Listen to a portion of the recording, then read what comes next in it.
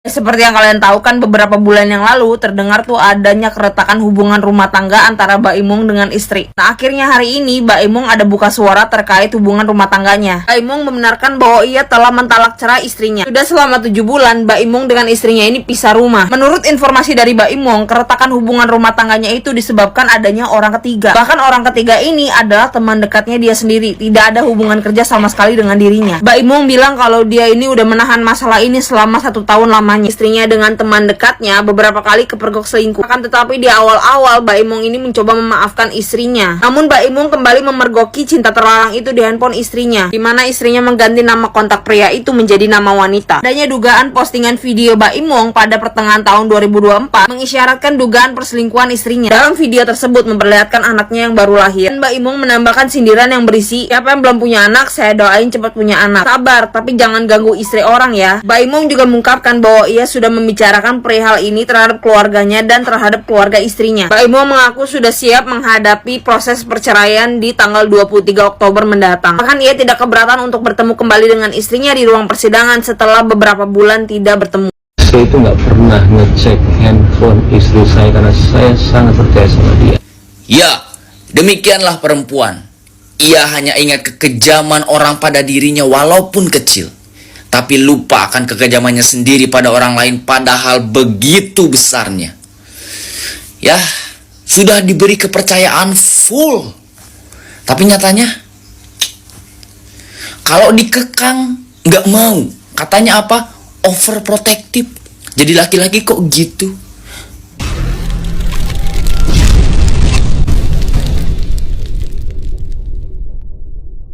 Hari ini Mbak Imung dan Paula bercerai. Jadi Mbak Imung mengajukan gugatan cerai terhadap Paula.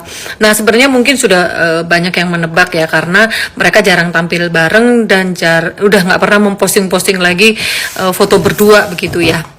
Nah, ini yang mengejutkan ya. Kok ternyata Mbak Imung itu mengatakan kalau salah satu penyebab perceraian itu adalah Paula itu berselingkuh dengan sahabatnya sendiri. Nah, aku nggak ngerti itu bener apa enggak. Cuman intinya begini ya, karena aku itu juga berpisah kan dengan mantan suami gitu. Intinya nggak usah juga sih ya membuka aib suami atau istri ketika mau bercerai, ya sudah bercerai aja gitu loh. Tidak perlu saling menjelekkan. Dan tak lihat kan juga sementara ini Paulanya diem gitu loh. Nah, kalau mau berpisah ya berpisah aja lah, bagaimanapun juga ada anak-anaknya gitu loh. Gak perlu saling menjelek-jelekan. Aku aja gak pernah gitu loh. Kenapa berpisah terus kemudian ngomong sama temanku, penyebabnya begini begitu. Gak perlu juga lah bicara seperti itu, buat apa gitu loh. Tapi aku tuh sebenarnya salut sama ini loh, Gading ya. Gading itu kan pisah sama Gisel. Tapi mereka tuh akur banget, apalagi untuk anaknya gitu, untuk Gempi gitu. Mereka tuh akur banget, bahkan kelihatan kayak yang nggak cerai gitu loh.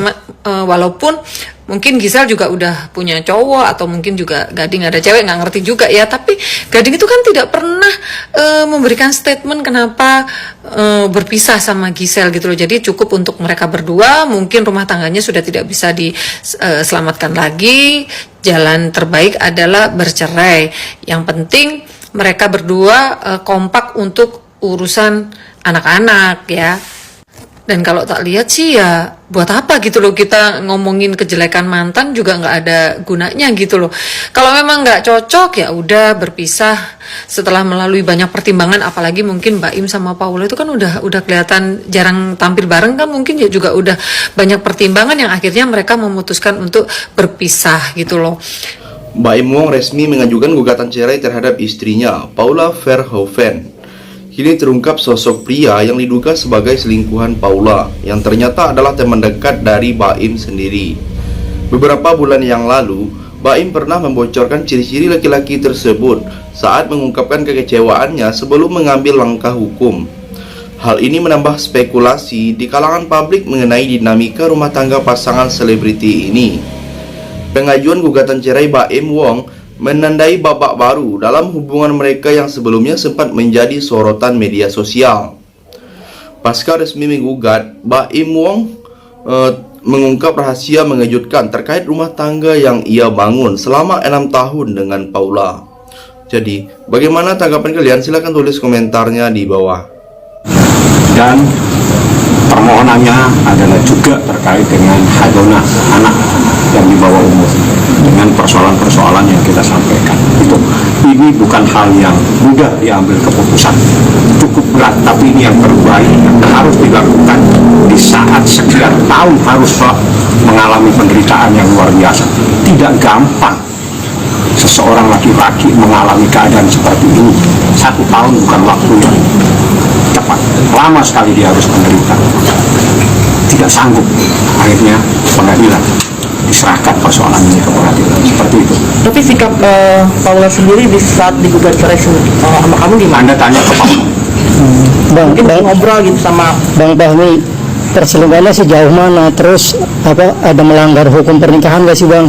Itu otomatis Anda bisa tanya ke Humas. Yang jelas 26 item itu adalah hal-hal yang luar biasa, bahkan dengan ayat-ayat pun kita sampaikan. Jadi seorang wanita itu bagaimana perilakunya terhadap seorang istri, terhadap semuanya ya.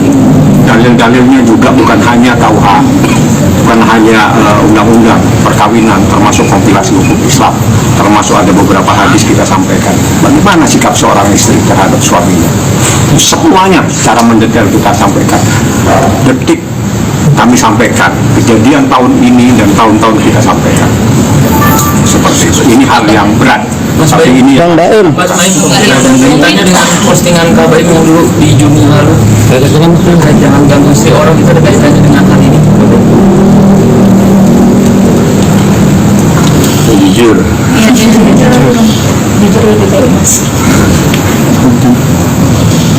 Saya yang tahu masalahnya dan keluarga yang tahu masalahnya. Kadang-kadang suka sakit hati melihat postingannya. Kalimatnya itu kok begini ya. Di sisi lain, artis Baim Wong mengungkapkan awal mula kecurigaannya terhadap dugaan perselingkuhan Paula Verhoeven. Baim Wong telah mengajukan permohonan cerai di Pengadilan Agama Jakarta Selatan. Artis Baim Wong mengungkapkan awal mula kecurigaannya terhadap dugaan perselingkuhan Paula Verhoeven. Sutradara film Lembayung itu mengaku tak pernah mengecek ponsel Paula selama ini.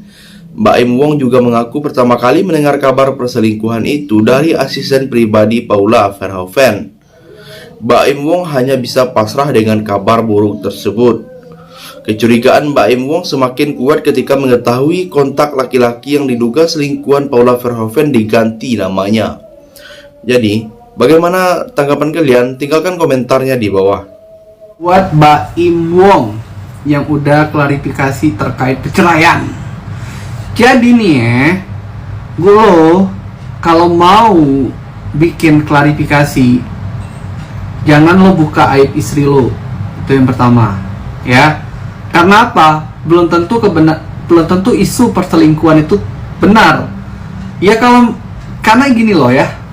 Suami yang udah katanya udah setahun nih pisah dengan istrinya, baru sekarang ngomong, baru sekarang menggugat cerai karena udah 1 tahun dia ngalamin kesulitan.